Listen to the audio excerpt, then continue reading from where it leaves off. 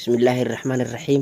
Daawadayaal kulanti wacan waxaad ku soo dhawaataan barnaamij cusub oo aanu kaga hadli doono wararka kooxda kubadda cagta ee Barcelona gaar ahaan wararka ku aadan suuqa kala iibsiga iyo warbixinada kale ee muhiimka ah ee xaqiiqooyinka ee Barcelona ku saabsan.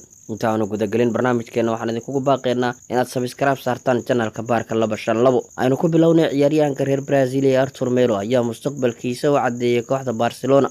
miyuu haddaba doonayaa Arthur Melo inuu ku biiro naadiga Juventus? Ma ahan wax sir ah in kooxda Juventus ay jeceshahay inay Barcelona kala saxiixato Arthur Melo, laakiin xidiga reer Brazil ayaan doonayn inuu ka tago Barcelona. Horay ayaan u sheegay inaan doonayo inaan sii joogo, waxaana haatan la soo warinayaa in ciyaaryahanka reer Brazil uu diiday dalab kale oo ka yimid naadiga reer Talyaani ee Juventus.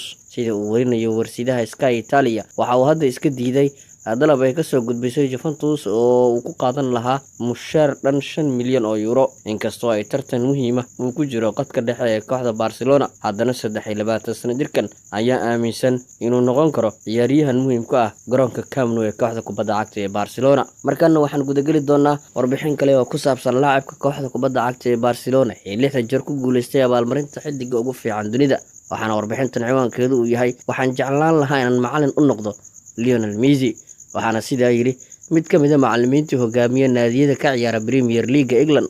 Lionel Messi ayaa lagu tiriyaa mid ka mid ah xidigaha ugu wanaagsan taariikhda kubadda cagta, waxaana intuu garoomada ku jiray ka hor yimid xidigo iyo macallimiin taariikh wanaagsan kule ciyaaraha.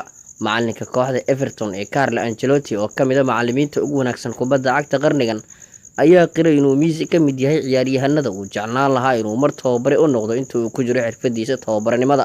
Inkastoo uu macallinkan iska diiday inuu magacaabo ciyaartoydii ugu wanaagsaneed ee horay u soo maamulay isagoo ka cabsanaya inuu xidig ka tago, misna Ancelotti ayaa ku dhiiraday in Messi uu ku daro xidigaha uu jeclaan lahaa inuu macallin u noqdo. waxaan jeclaan lahaa inaan macallin u noqdo Lionel Messi haddii aan kaliya la barbar dhigayo Cristiano Ronaldo, ayuu yiri macallinkii hore ee Real Madrid. kaliya kabtanka Barcelona ma ahan xidigaha uu jeclaan lahaa Ancelotti inuu tababaro. sidoo kale waxa uu hoosta ka xariiqay inuu u riyaaqi lahaa haddii uu macallin u noqon lahaa halyigii hore ee Roma iyo xulka qaranka Talyaaniga ee Francesco Totti oo ciyaaraha hadda isaga fariistay isagu. waanaga inta guud ahaan warbixinadii aanu kaga hadlaynay wararka kooxda kubadda cagta ee Barcelona. inta aanu ku kulmi doono muuqaal cusub oo kan la mid ah, waxaan idinkaga tegaynaa sidaas iyo nabadgelyo.